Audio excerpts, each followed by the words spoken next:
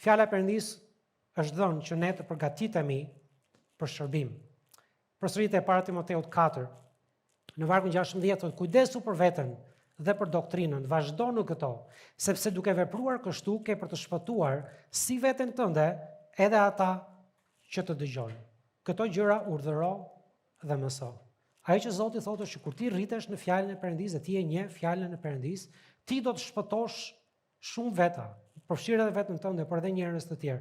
Dhe këtu nuk e ka fjalën për shpëtimin në kuptimin e mëkatit, shpëtimin e shpirtit për përjetësinë. Këtu e ka fjalën që do të shpëtosh shumë veta nga gabimet, nga doktrinat e rreme, nga mësimet e rreme, nga sektet, nga kultet. Kur ti e njeh fjalën e Perëndisë, atëherë je në gjendje që të ulesh me dikë e të thuash, hajde ta hapim fjalën e Zotit së bashku. Por që ta bësh këtë gjë duhet thellohesh në fjalën e Perëndisë. Fjala e Perëndisë nuk duhet të jetë sipërfaqësore për jetën e një besimtari. Dhe patjetër kjo gjë, njohuria e bashkuar me një zemër të përulur përpara Zotit, është diçka që Zoti e çmon dhe e përdor. Te 2 Timoteu 2:24 thotë, dhe shërbëtori i Zotit nuk duhet të grindet, por të jetë i butë me të gjithë, i prirur për mesimdhënie, i duruar, duke i udhëzuar me zemër butësi ata që kundërshtojnë, se mbasa Perëndia do t'u jap atyre pendim për të arritur në njohjen e së vërtetës, dhe ata të shlirojnë prej lakut të djallit, të cilët ai ka zënë robër të vullnetit të tij. Ekziston një luftë frymërore dhe kjo është ajo që ne si besimtar duhet ta kemi parasysh. Që djalli dëshiron që t'i kapi njerëz robër të vullnetit të tij, me të gjitha format që ai përdor. Por shërbëtori i Zotit, duke e ditur që ka një luftë frymërore, nuk duhet të grindet, sepse debati ynë nuk është me njerëzit. Kur ti flet me dikë që nuk e ka pranuar Krishtin, ti duhet kuptosh që ai është ende në lakun e djallit. Atëherë qëndrimi që ne kemi në bisedë, ndërsa ndajmë fjalën e Perëndisë, është shumë i rëndësishëm, është faktor që Zoti përdor që ta sjellë atë njeri në pendim. Prandaj duhet njohuria e fjalës së Perëndisë, por duhet edhe përulësia kur ne flasim me njerëz. Te para Thessalonikasve 5:14 tani unë nxisim vëllezër që të paralajmëroni ata që janë të pashtruar, të ngushëlloni mendje dobtit, të mbështetni të dobtit dhe të jeni të duruar me të gjithë. Në bazë të stadit që ku ata janë në ecjen e tyre, apostulli Paul na jep disa vargje që kanë shumë urtësi, sepse ai thotë keni kujdes se si flisni me njerëz. Disa janë mendje dobët, thjesht nuk kanë aftësinë që të kuptojnë shumë gjëra.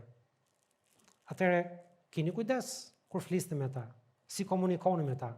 Mbështetni ata që janë të dobët. Disa njerëz bien edhe nuk ecin sepse janë të dobët, jo sepse ndoshta s'kan dëshirë që ta njohin Zotin. E thotë jeni të duruar me të gjithë. Sepse në fundit dikush pati durim kur erdhi tek ne edhe na shpalli fjalën e Perëndisë. Dhe me të gjitha gjërat që ne kemi në dispozicion sot, me teknologji, me gjitha gjërat që brezi ynë, them kur ishim të rinj, nuk i kishim. Ne sapo kishin dalë nga komunizmi, edhe ndonjëherë më vjen për qeshur kur më pyesin fëmijët më përpara kur ishim më të vegjël, thoshin babi, a kishit ju celular kur ishit të vegjël, kur ishim moshën tonë. Tani kur isha unë i vogël, domethënë ishim në komunizëm, atëherë edhe në komunizëm ishim të gjithë një lloj, nuk ishte ndarje klasore atëherë, po ishim të gjithë një lloj të varfër edhe të kputur. Dhe unë i them, po ça celulari më të keqin babi? Ne jo vetëm celular, ne nuk njihnim as celulitin. Nuk ekzistonte si fjalë, jo celulari, por as celuliti. Po tash fjen fjalor se s'kishte asnjë njerëj, ishin të gjithë të kputur. Po të gjithë ato përparësi që Zoti na jep sot me gjëra që ne kemi në dispozicion. Pyetja është, a e njohin njerëzit më tepër Zotin sot se sa i njihnin më përpara? E vërteta është që megjithëse sot ka akses në njohuri, në të njëjtën mënyrë siç ka akses në njohurinë e gjërave të duhura, ka akses edhe në doktrinat e gabuara, edhe nga kultet, edhe nga gënjeshtrat.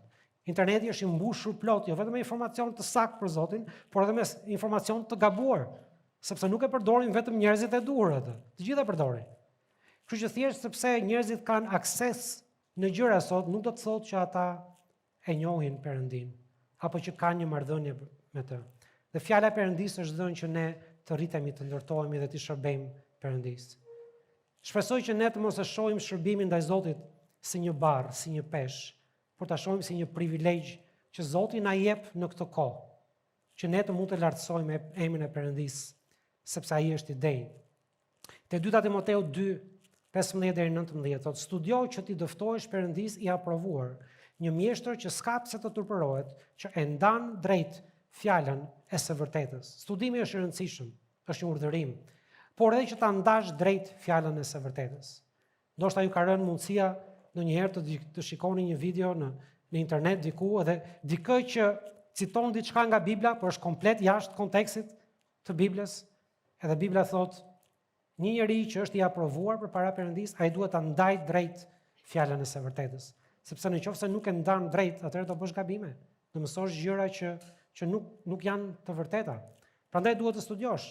Por shmang thot në vargun 16, lomotitje të kota dhe përdhosëse, se ato do të vijojnë me më shumë paperëndishmëri, dhe fjala e tyre do të hajë si gangren, nga të cilët janë Himenau dhe Fileti, të cilët kanë gabuar për sa i përket së vërtetës, duke thënë se ringjallja ka kaluar tashmë dhe e rroposin besimin e disave. Apostulli Paul në këtë kontekst të studimit të fjalës së Perëndisë, në kontekstin që duhet ndarë drejt fjala e vërtetës, përmend 2 veta me emër, Himenau edhe Fileti, dhe përmend edhe një doktrinë që ata po mësonin. Dhe kjo doktrinë, ai e thotë, të cilët kanë gabuar, thotë, për sa i përket të vërtetës, duke thënë, kjo është ajo që ata mësojnë. Ata mësojnë që ringjallja ka ndodhur tashmë, ka kaluar, dhe si rezultat i kësaj, çfarë ndodh kjo gjë? Kjo doktrinë e gabuar që mësonin ata, thotë e rroposin besimin e disa njerëzve. Ju inkurajoj që shkoni te biblia.online, kërkoni fjalën rropos. E do të shikoni që kjo është një fjalë shumë e fuqishme. Është një fjalë që është përdorur për Sodomën dhe Gomorën edhe për ngjarje të tjera. Çdo njeri që u rropos nuk u kthye më kurrë mbrapsh. Edhe apostulli Paul thotë, dëgjoj, ju jeni në botë do dëgjoni doktrina të rreme. Po ju jap një shembull. Edhe ja mëson atyre. Çfarë mësojnë ata? Ata mësojnë që nuk ka ringjallje. Ata thonë që nëse ti vdes si besimtar, ti do të mbetesh në varr. Lexoj para Korintasve 15, çfarë thot Pali për ringjalljen. Pali thotë që nëse nuk ka ringjallje, nëse ne vdesim edhe qëndrojmë në varr dhe ky është fundi ynë, aty merr fund gjithçka në lidhje me ne jemi më të mirët thot e kësaj bote. Dhe thot predikimi ynë nuk ka kuptim, jeta jonë nuk ka kuptim, pagëzimi ynë dhe nuk ka kuptim. Jep një listë të gjatë të gjërave që nuk kanë kuptim, nëse nuk ka një ringjallje. Dhe këta njerëz po predikojnë që nuk ka ringjallje, ti do vdesësh edhe aty merr fund gjithçka. Edhe kjo i jep udhë hedonizmit. Kjo i jep udhë idesë që ti ha, pi, sepse nesër do të vdesi. Por ka një shpresë e cila në Bibël fjala shpresë nuk është probabilitet. Fjala shpresë në Bibël është e bekuar, thot Zoti, është e sigurt. Dhe shpresa e sigurt është për ne si besimtar, që ashtu si Krishti vdiq, u varros dhe u ringjall, për shkak se ne kemi vendosur besimin në të, edhe ne një ditë në trupin tonë mishtor do të vdesim, por nuk do të mbetemi aty. Një ditë Krishti do të vijë për kishën e tij dhe ata që kanë besuar Krishtin do të ringjallen me një trup të ri të paprishëm, thot Bibla, dhe me një trup të lavdishëm. Kështu që studimi i fjalës së Perëndisë është shumë i rëndësishëm, sepse si Himenau dhe Fileti në ato kohë ka edhe sot të tillë, të cilët ndoshta jo nga qëllimi, por mësojnë gjëra të gabuara. Edhe nëse ti do të bëhesh një dishepëll. Tek Ungjilli i Gjonit, Krishti flet dhe thotë që nëse qëndroni në fjalën time, atëherë do të jeni dishepujt e mi. Pra të qëndrosh është një nga aspektet, ka disa aspekte të qenit dishepull, por një nga aspektet është të qëndrosh, të ecësh në fjalën e Perëndisë.